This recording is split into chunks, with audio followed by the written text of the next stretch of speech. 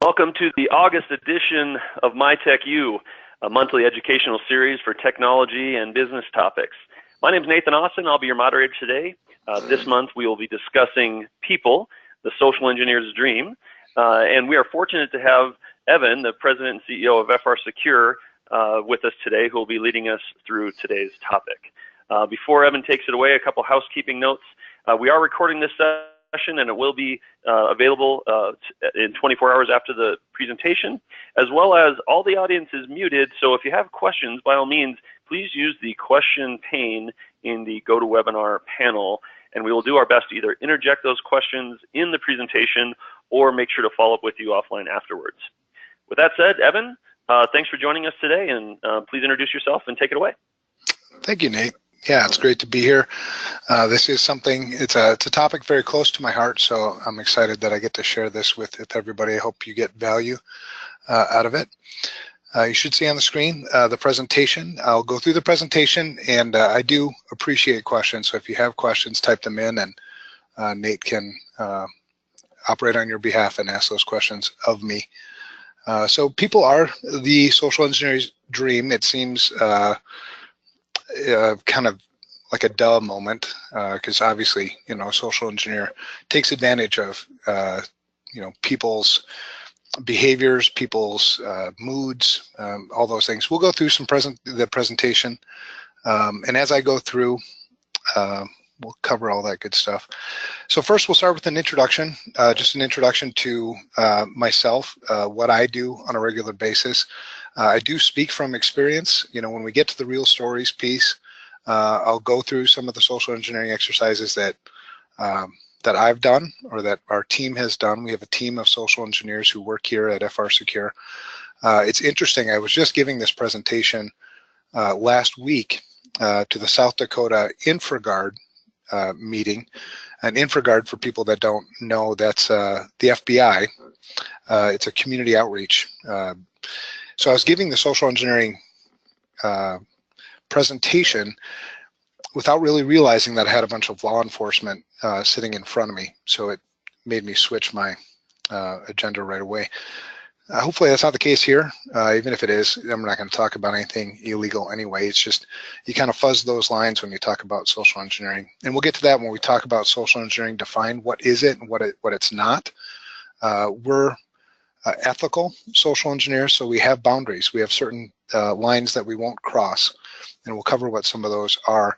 And the reason why it's important to share that is if you engage a social engineer and think that you've kind of covered all your bases, you haven't, because again, there's some things that the black hats will do, the bad guys will do that we won't.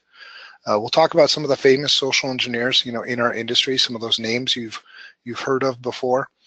Social engineering has been around for as long as the human race.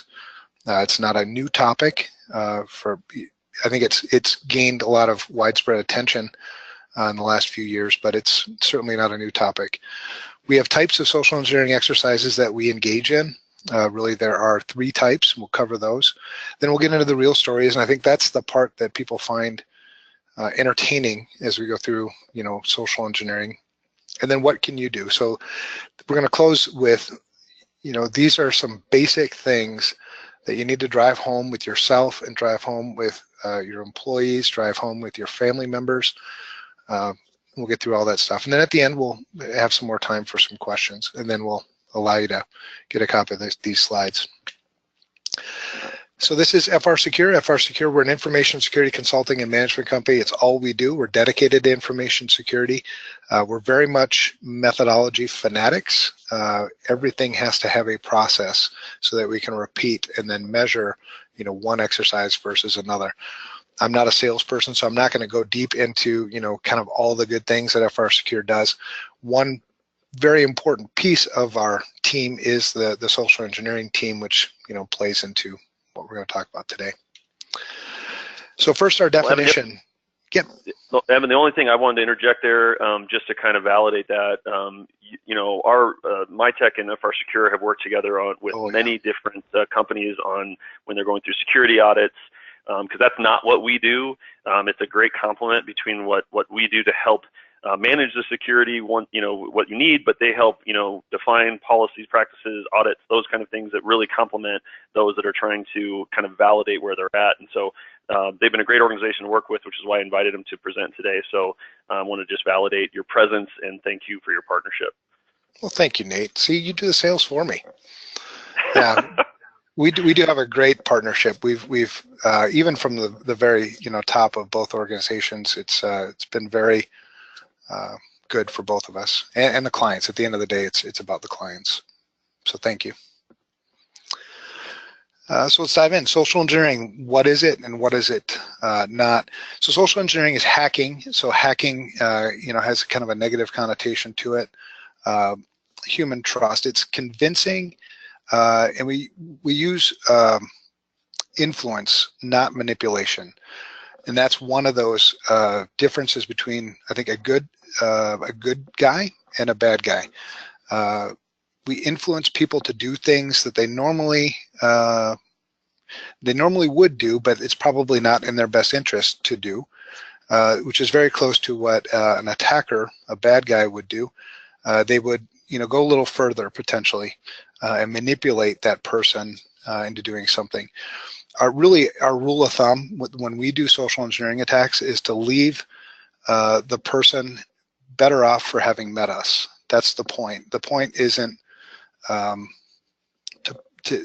show what they're not doing well, other than for training purposes to make things better.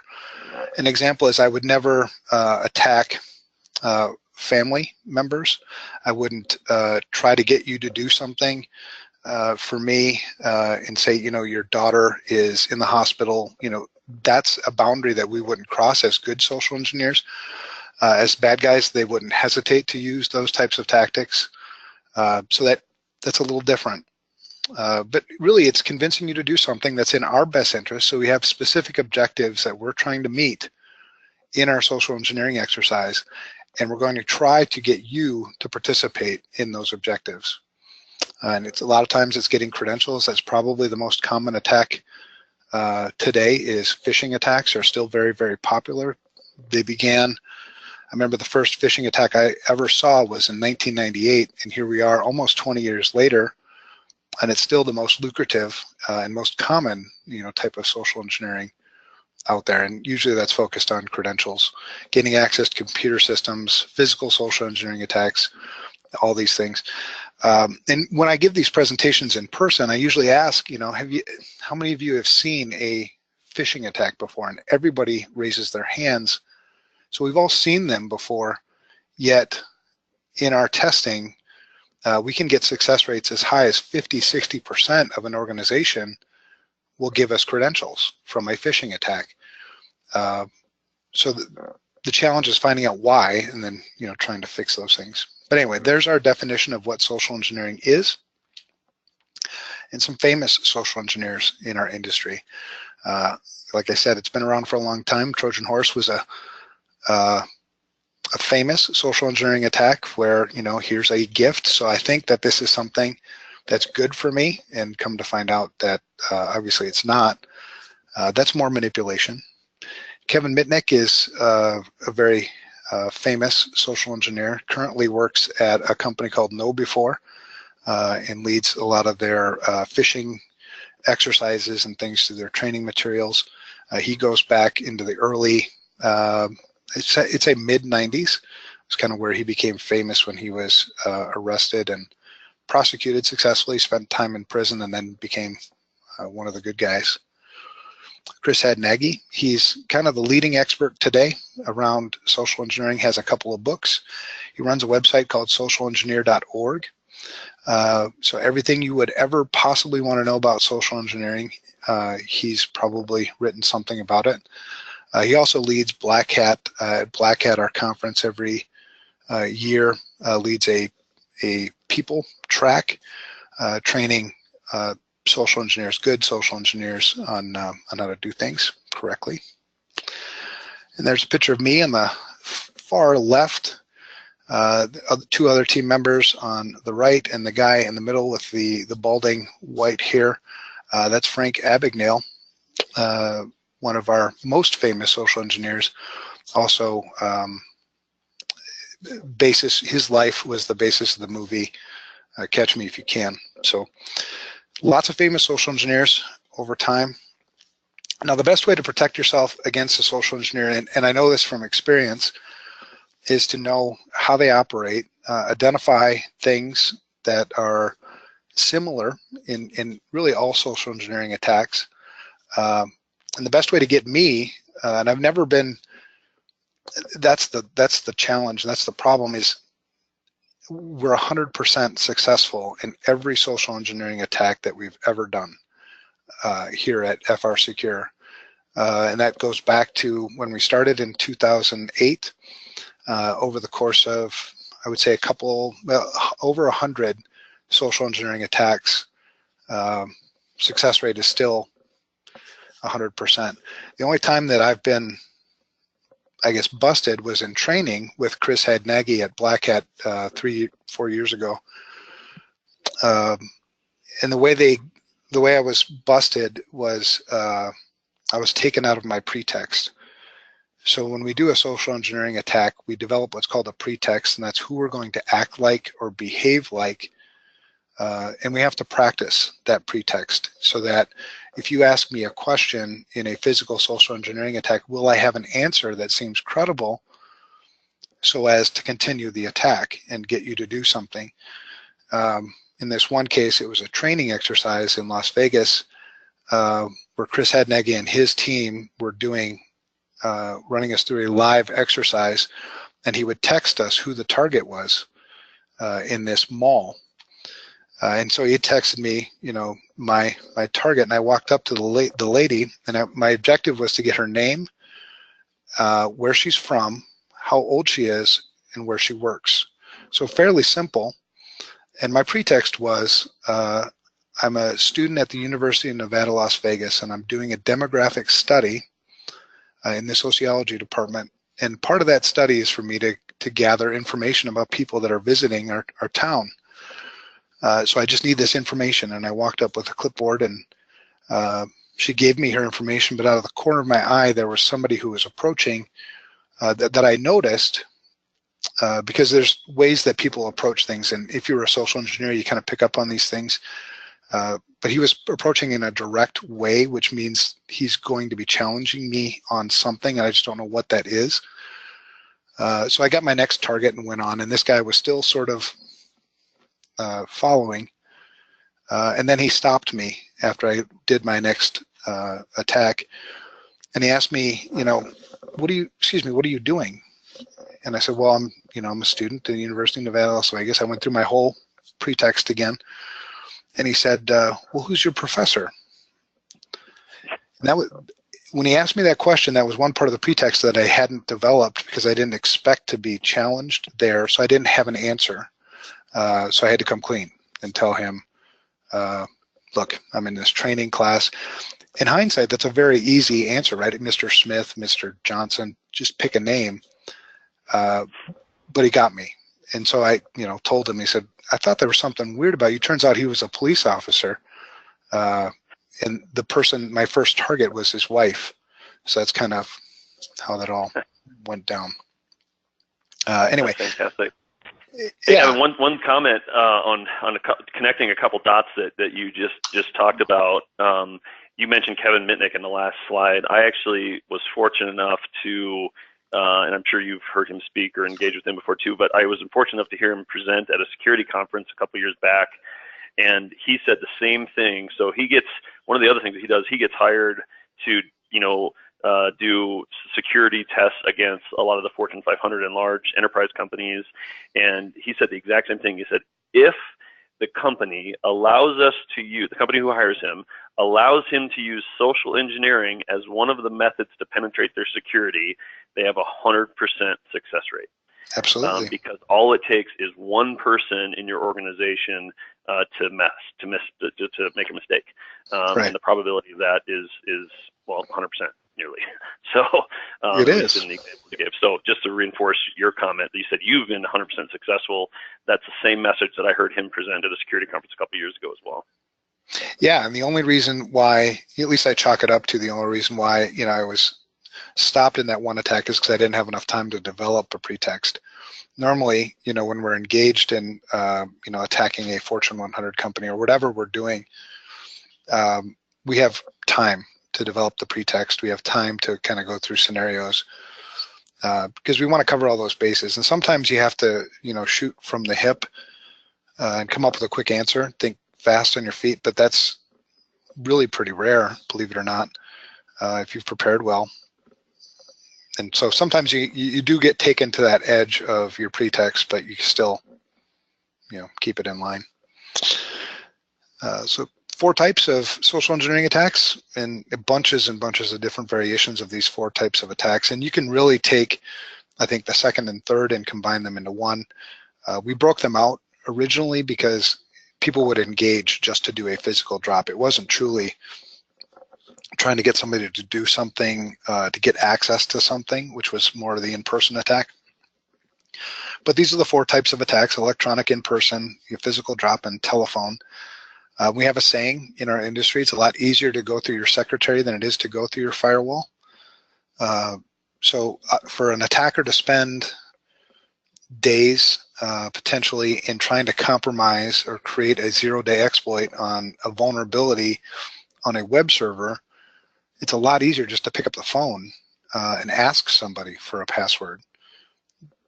So it's a better return on investment. So when you look at, from an attacker's perspective, they want the biggest bang for the buck. They want the best return on their investment. The best return on their investment is electronic attacks, phishing.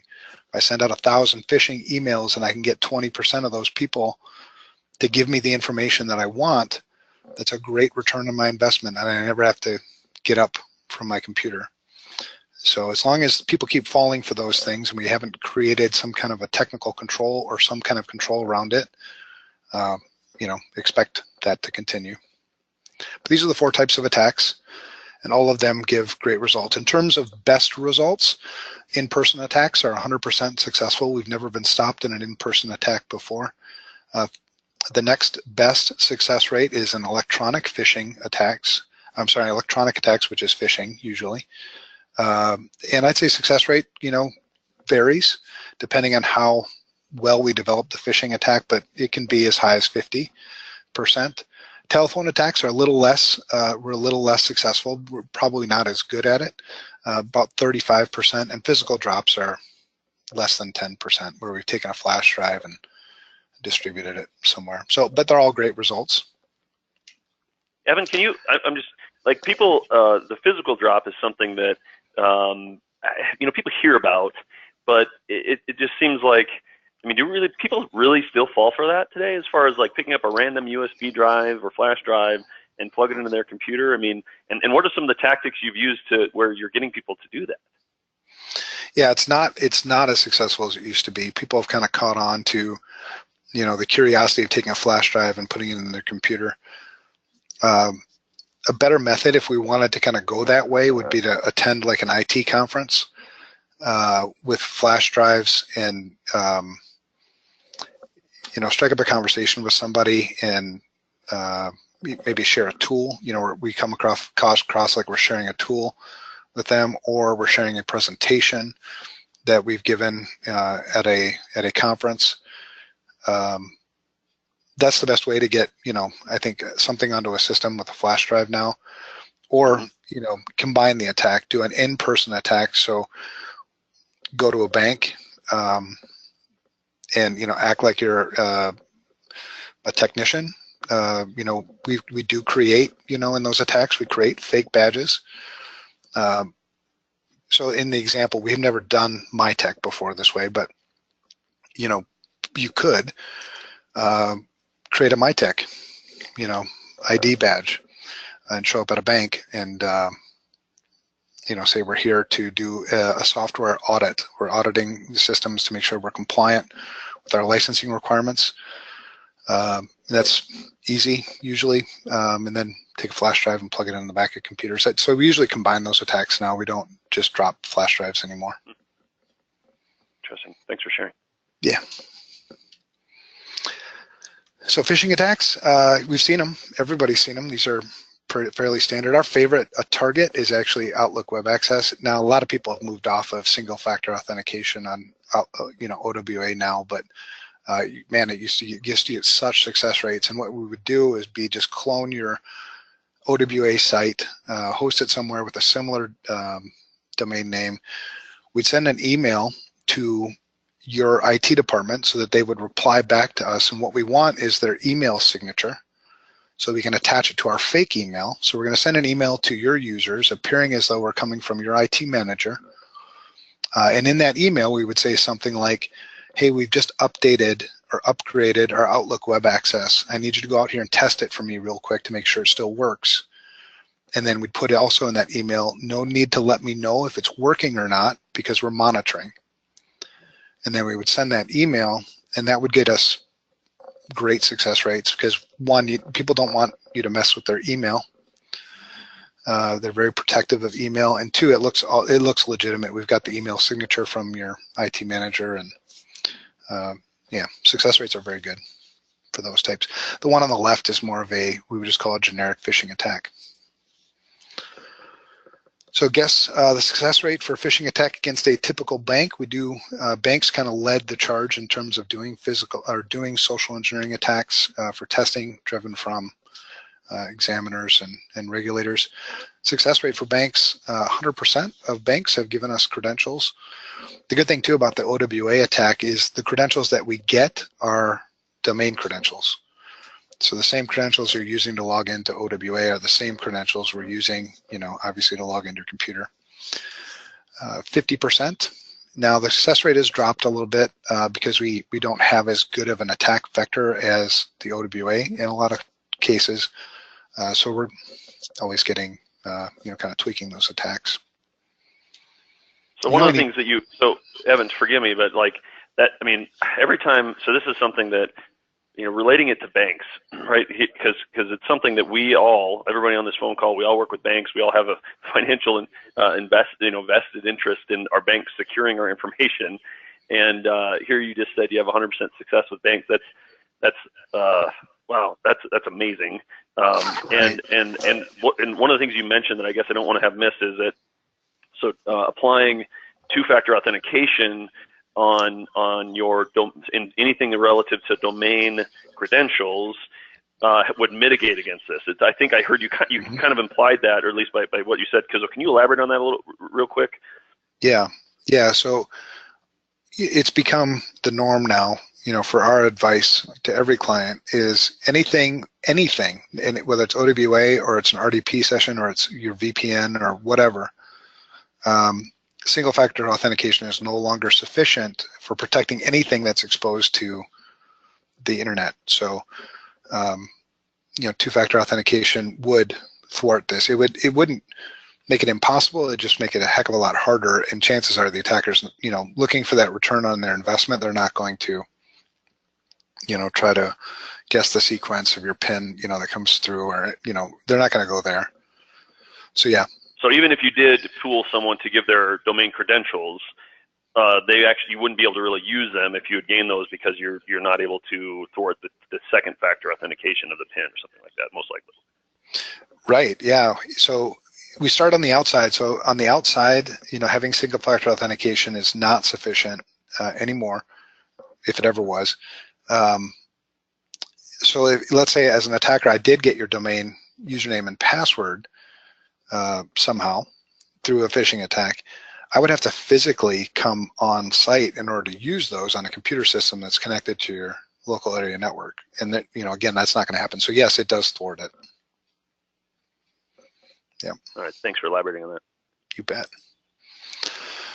Famous phishing attack, right? Or at least some manipulation was involved at the end of the day, whether it was the Zeus Trojan on the Fazio mechanical system or it was compromised credentials. The end of the day, what was used, in 2013 when this attack happened, was single-factor authentication on the vendor portal, which was a link off of the target website. So whether the the attack was a phishing attack, the traditional phishing attack where we take you to a website and you enter in your credentials and then we use that, or it was a piece of malware that an attacker convinced you to install or execute the code. Either way, it's a social engineering attack. It required a human element for it to start. And then, the rest is history, right? It was compromise the vendor portal. You're on to now a limited desktop environment, and then from there into the corporate network, and then pivots into eventually the cardholder data environment. So this seems very innocent, at the, it's one vendor whose credentials were compromised. It seems very innocent if that was where it had stopped, but it didn't, obviously, and that this is a very common attack sequence. It's pivot, pivot, pivot. Again, it all started with phishing. We read about it in the news all the time. I think sometimes people are getting a little desensitized. A social engineer, certainly one of our favorite things to compromise is overconfidence. So when people feel like it's not going to happen to me, you're a perfect target in most cases because you've let your defenses down thinking it's not going to happen to you. So it's kind of a catch-22. These are just some common stories. Recently, the Bloomington Public Schools, that was the W-2 scam. We're kind of past tax season now, so we're not seeing emails from CEOs asking HR for a list of all the W-2s.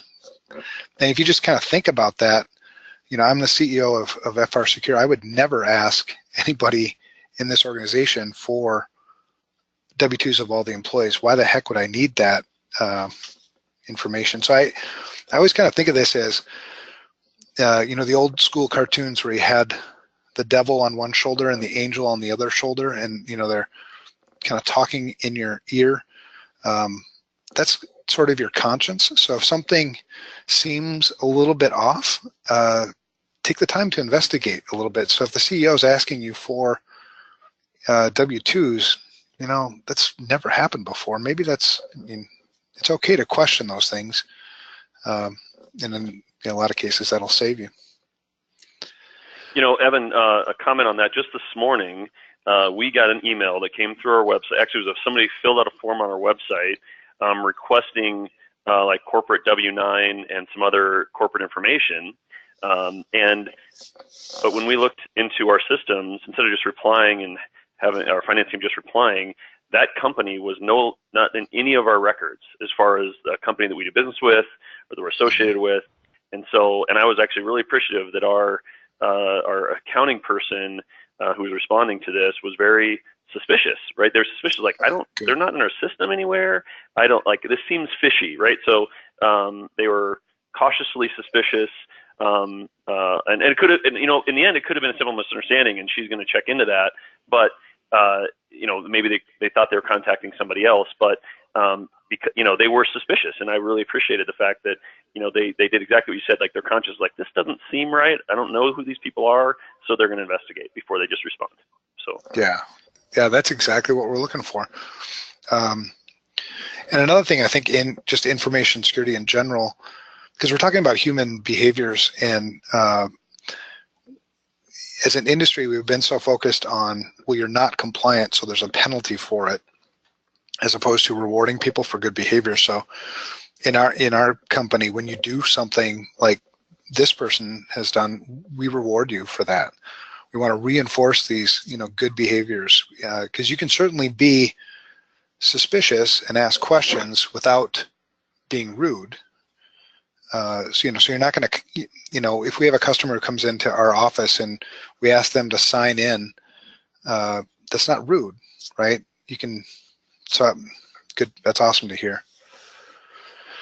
So this is another story. This is a personal one, social engineering attack. It was a physical attack, and this one was, a little bit. This was one of those ones where I was a little bit concerned about the law enforcement people that were sitting in the audience a couple of weeks ago.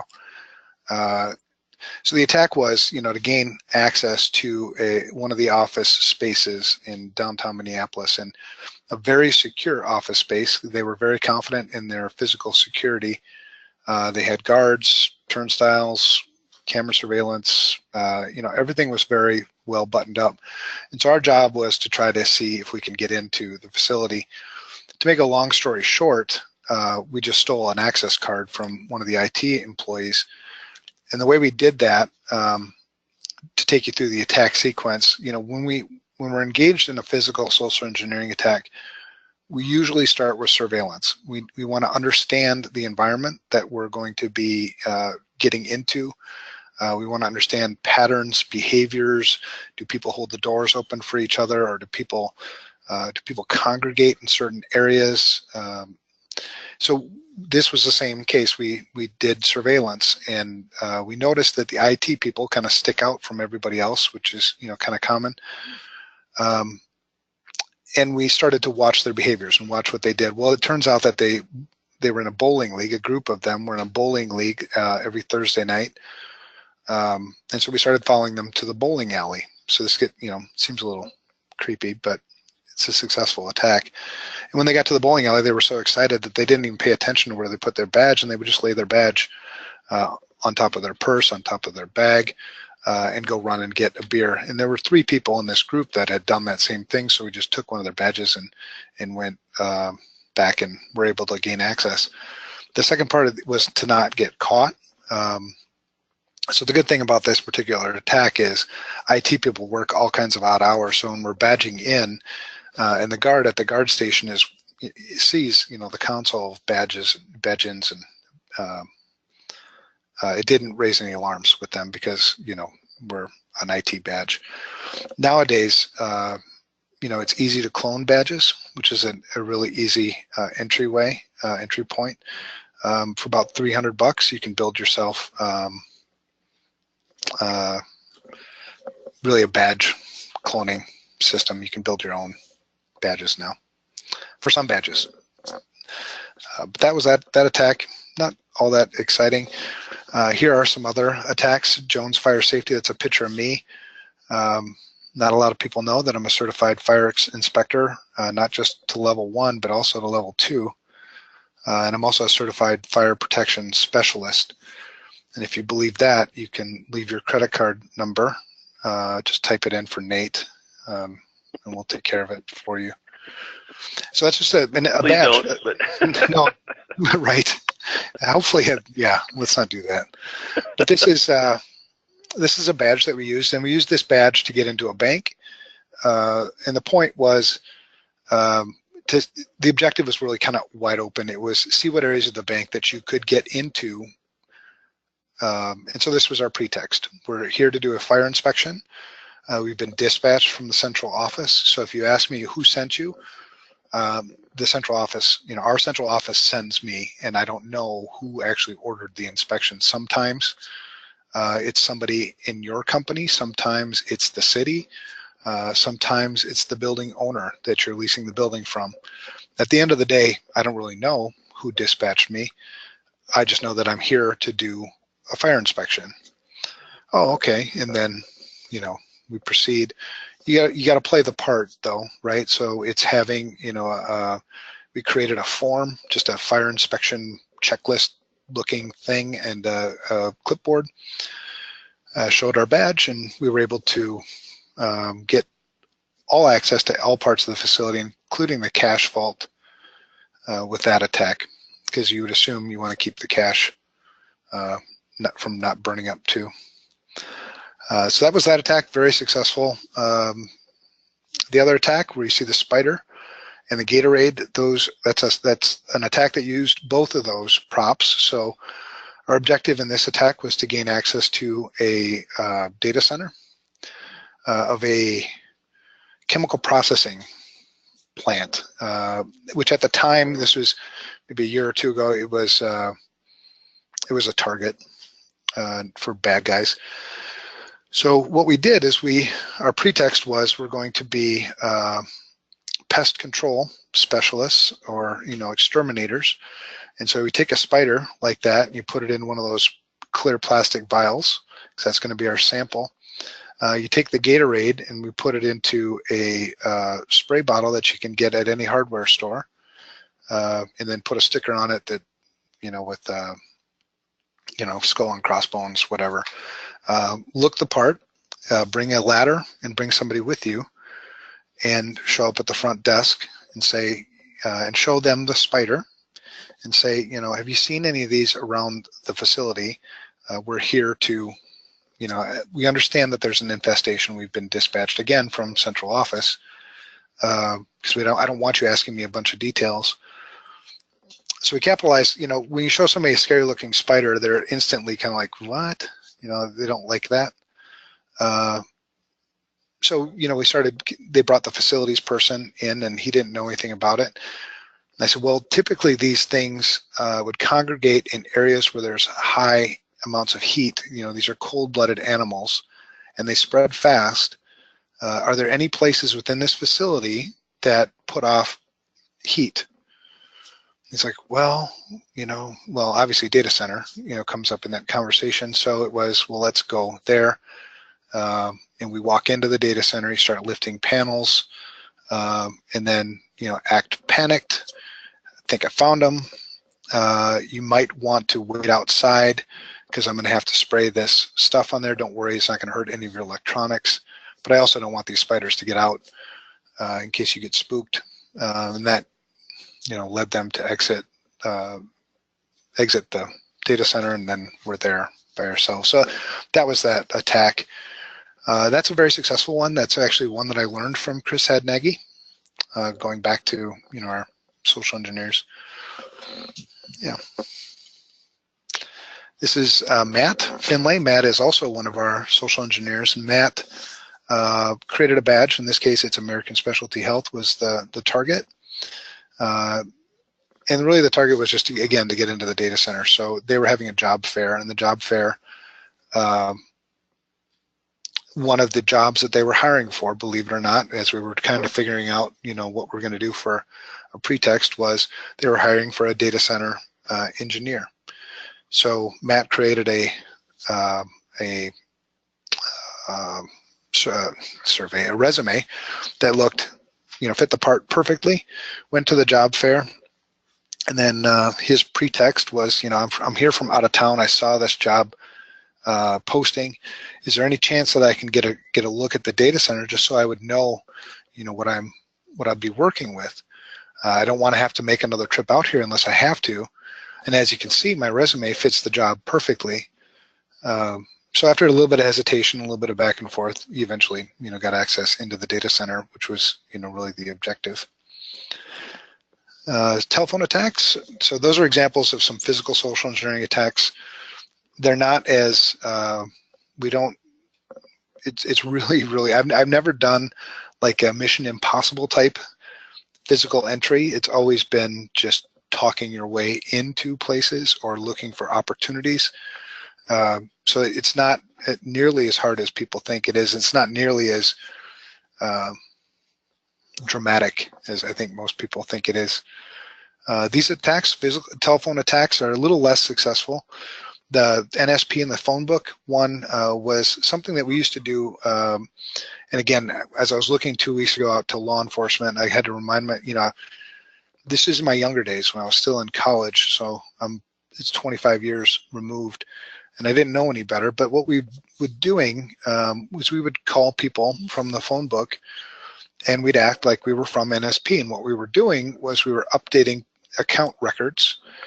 And as part of that updating, I can offer you, 5 to 10% off your next bill if you just give me 5 minutes so I can, update your account. And you'd ask, validate their name. You have it in the white pages, so that's simple. You validate their address. That's also in the white pages. I don't need to ask you about your phone number because I just called you. And I just need, to update your social security number. And then they would always, not always, but a large percentage would ask, why do you need that? And the comeback was, well, it's in case you don't pay your bill. But, we'll probably never have to use that because I assume you'll just pay your bill. I just need to have it as part of my records. And that is usually enough. Now, that's the only attack I've ever done that didn't have full approval. So, you grow up, realize that there's laws about these things, and we don't do that anymore. And then the Microsoft attack, most of us either know somebody or have gotten these calls ourselves, where it's a Microsoft, rep who says there's a problem with your computer. I need to, give me access to it, kind of thing. This is a telephone attack. We can get to this later. At the end of the slides, or at the end of the presentation, I'll give you a text code that you can text to get a copy of the slides, and you'll be able to hear the audio of a real phone call where this person almost had Matt busted. Almost took him out of his pretext, but you'll see at the end that she caved. So think it can't happen to you. These are people laughing at you if you're one of these people. These are great targets. So this is when really people do become the social engineer's dream, is when they think it can't happen to you. Two types that we're really looking for are people who don't think it can happen and people that are too busy to notice. A lot of times people don't stop and really kind of take a look around to see what they're working with. Here's the to-dos. These are things, if you follow these tips, and I would advertise these to your, employees, whoever, never click on a link in an email that leads to a login page and log in. That's the 3 steps: clicking on the link, login page, and log in. If you don't do those 3 things, if you click on the link, in this type of a phishing attack, it's not the end of the world. If it goes to a login page, still not the end of the world. If it's a login page and you log in, that's the problem. So I never click, our rule of thumb, we never click on links that go to login pages and log in. Doesn't matter who the email comes from, doesn't matter who it looks like it came from, whether it's the CEO, IT, anybody else, we'll type the URL in ourselves. So never click on a link in an email and download a file unless you're expecting it. But if you just never clicked on links with, that had downloads, then that's going to go a long ways to help you. Now, these tips are not about risk elimination. You can't eliminate risk. It's about risk management and risk reduction. So if I follow these steps, it doesn't make me immune to all potential social engineering attacks. It just makes me less susceptible. Always ask people, and if you don't feel comfortable asking somebody who's in your facility that looks like they don't belong, ask somebody to go with you. Don't just blow it off or think like it's too much work or it's not safe. Always ask for identification. We get into a lot of places where people never ask us for identification. We'll sign into any kind of visitor registration thing you want us to, but if you're not going to validate our identity, there's a gap.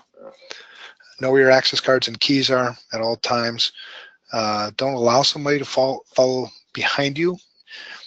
And this is a habit that you'll just have to create because in Minnesota, we're Minnesota nice. We hold doors open for people. If this is in New York, it's completely different. But I've been called bad names for closing doors behind me.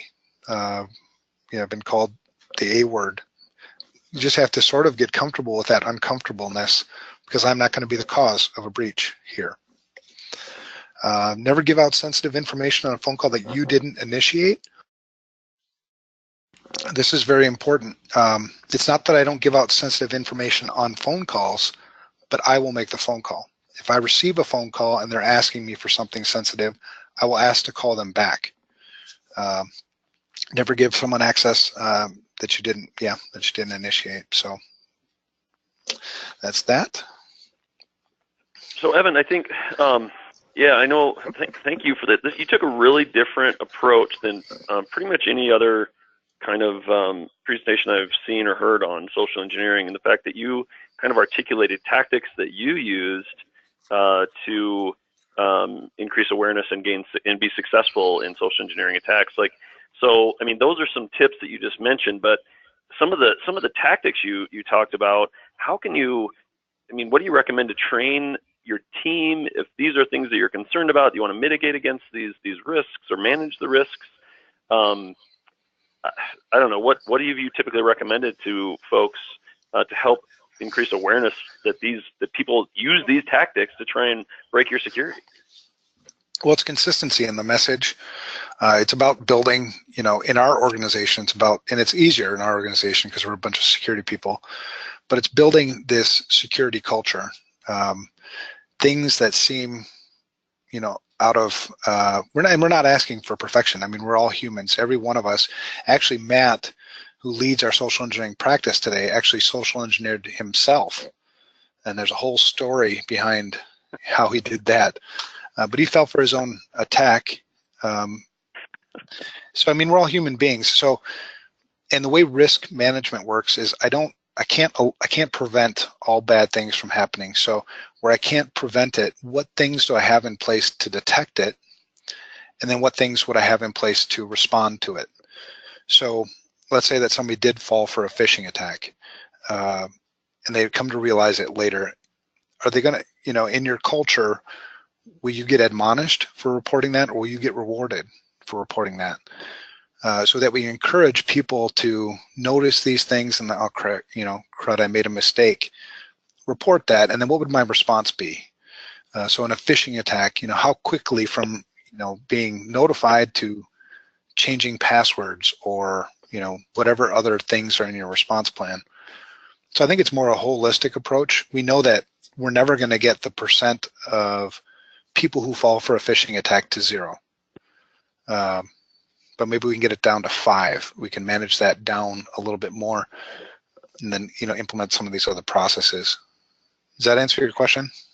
No, that's good. And as you were saying that, it just reminded me that I remember. So I'll give a personal story that this was about 6 months ago.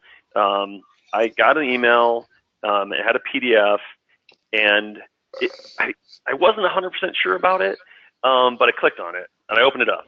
And I'm like, I don't think I should have done Thank you for your credit card, by the way. I appreciate that. that. Yeah, right, exactly, right? It might have whatever had happened. It might have been, could have been a keylogger on my machine or whatever. I have no idea. But I actually was thinking in my head, it was going through like, oh my gosh, how embarrassing! I'm going to have to go to IT and let them know that I clicked on something. Seriously, because of just how they might make fun of me or those kind of things. In the end, I was like, I have to do it because if something happened, this has to get fixed, right? And so I went to IT and I said, maybe you should do an extra scan. I accidentally clicked on this email. I probably shouldn't have. And then the answer, of course, our IT team said, well, the only way to guarantee that if you clicked on something and they have something there that's in stealth, the only way to guarantee that it's gone is we have to rebuild your machine. So I ended up getting a totally different laptop and kind of exchanged laptops to mitigate against a potential risk. But the thought did go through my head to maybe not report it, just because I'm like, gosh, how embarrassing would that be, But you're absolutely right. We have to create a culture that allows that to happen and rewards that to happen, so that we can mitigate against the fact that people will click on things, even people that should be aware, like myself, that I shouldn't be clicking on things. So I really appreciate you, calling that out. Yeah, I mean, it's not going to do any good if you're, we've just given ourselves such a bad name in this industry by constantly putting pressure on people rather than, facilitating participation and, rewarding good behaviors, and I think you'll see a big shift in that in our industry over the course of the next few years, because that's where we need to focus our time to kind of tackle these things. Yeah. Yeah, no, that's excellent. And so we are a little over time, so I do want to wrap it up. But just to call out, there is if you text this number, don't give credit card information to this number. Just text that word to that number, and we'll get you a copy of the slides. And as well as this is recorded. It will be posted, and you all will receive an email follow-up tomorrow that will have a link to the recording so that you can reference this in the future or forward it on to those who feel this might be valuable. Definitely want to thank you for participating. And Evan, I really appreciate your involvement in this, in sharing a different way to educate us on how social engineering and how we can collectively work to create a different culture and combat this problem. So thank you very much. Well, and absolutely. And thank you to Mytech. We greatly appreciate and love the partnership. So thank you for having us. All right. Well, thanks a lot, everyone. Signing off for today. Have a great day and week and month. and we'll see you next month for the September edition of Mytech U. We'll talk to you soon.